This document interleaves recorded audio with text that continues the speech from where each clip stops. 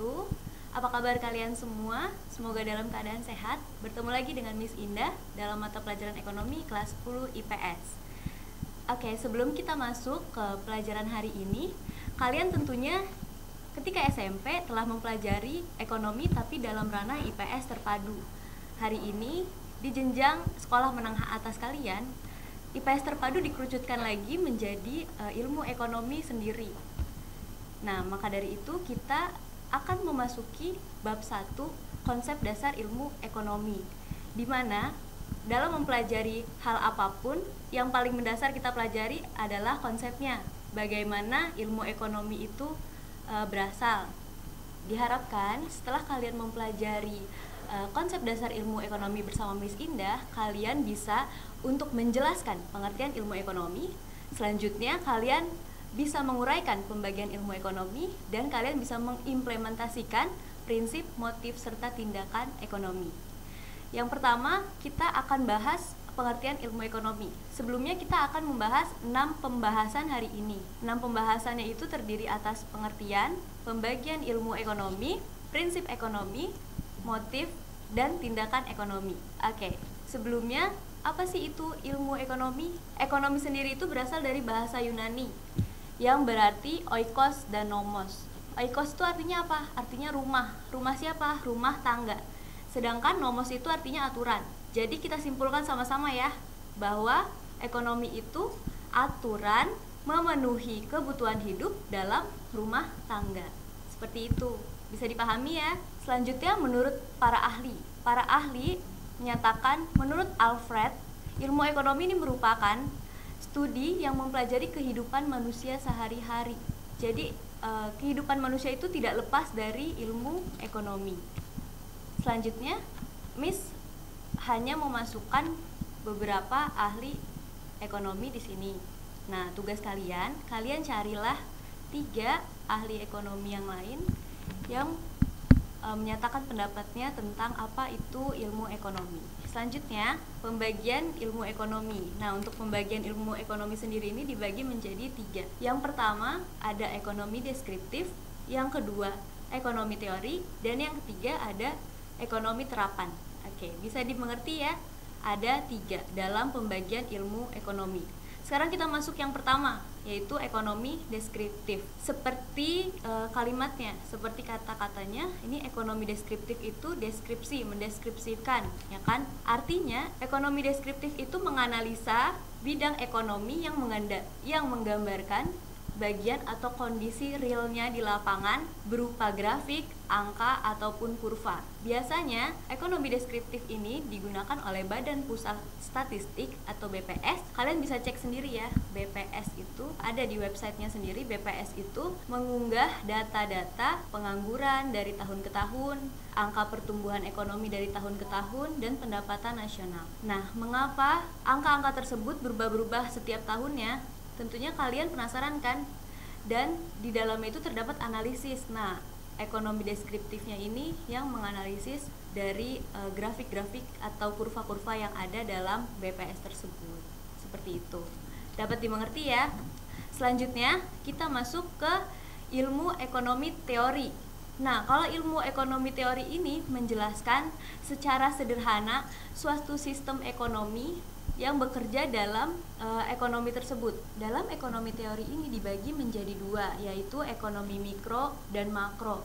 Jelas ya, dalam bahasanya mikro itu kecil sedangkan makro itu yang besar. Artinya dalam ekonomi mikro itu membahas unit-unit terkecil. Contohnya seperti perusahaan, sebuah pasar, atau harga dari komoditas suatu barang tertentu. Jadi hanya suatu barang. Sedangkan yang makro itu dalam ranah yang besar, global dan nasional. Jadi pembahasan dalam ekonomi makro lebih luas. Contohnya yang dibahas seperti pengangguran, kemiskinan, serta pertumbuhan ekonomi secara nasional. Selanjutnya yang ketiga yang akan kita bahas, ilmu ekonomi terapan. Ilmu ekonomi terapan ini menggunakan kerangka dasar dari analisis yang diberikan oleh teori ilmu ekonomi yang kemudian diaplikasikan. Contohnya, dari ekonomi teori, nah ilmu ekonomi terapan ini merupakan terapan dari teori-teori yang ada. Contohnya inflasi. inflasi yang terjadi di Indonesia ini teorinya itu bagaimana cara menangani inflasi kan sudah ada, sudah tertera. Nah, cara-cara yang digunakan untuk mengatasi inflasi ini diterapkan dalam permasalahan yang terjadi di Indonesia ini. Masalahnya khususnya inflasi ini.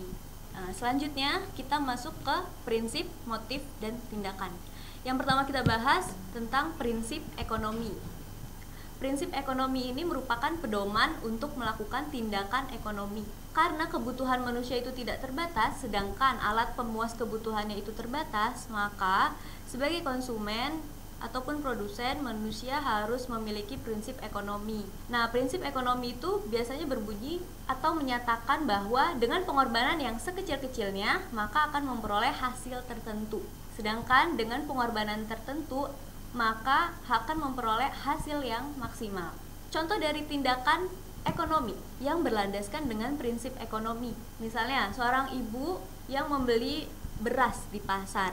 Dia memilih di pasar tradisional daripada di pasar swalayan atau di mal-mal, karena harga di pasar tradisional lebih murah daripada di pasar swalayan. Ada motif ekonomi. Ini yang kedua, setelah prinsip ada motif. Nah, motif ekonomi ini merupakan setiap alasan, dorongan, atau keinginan seseorang untuk melakukan tindakan ekonomi. Ingat ya kata kuncinya, dorongan dan kegiatan yang dilakukan seseorang. Nah, motif ekonomi ini dibagi lagi jadi dua, ada intrinsik dan ekstrinsik. Intrinsik ini kan dalam, berarti dari dalam diri. Sedangkan ekstrinsik ini luar, berarti dari luar diri, atau dorongan dari luar dan dorongan dari dalam. Contohnya yang dorongan dari dalam, misalnya saya karena haus maka membeli air minum, jadi tidak haus lagi gitu kan. Nah, itu dorongan dari dalam, motif ekonomi yang dilakukan. Sedangkan yang ekstrinsik itu dorongan dari luar. Contohnya misalnya ayah saya bekerja mengendarai sepeda motor karena teman-temannya juga menggunakan sepeda motor, itu dorongan dari luar. Seperti itu. Bisa dipahami ya perbedaannya, kayak motif intrinsik dan motif ekstrinsik. Selanjutnya ada yang ketiga, tindakan ekonomi. Nah, tindakan ekonomi ini dilakukan untuk memenuhi kebutuhan hidup manusia agar mencapai kemakmuran dengan dilandasinya prinsip ekonomi. Jadi ini saling keterkaitan ya antara prinsip, motif, dan tindakan. Nah, tindakan ekonomi ini dibagi lagi jadi dua. Tindakan ekonomi rasional, jelas ya, seperti kata-katanya, tindakan ekonomi yang rasional. Yang rasional itu artinya dilandasi dengan pilihan yang baik dan menguntungkan.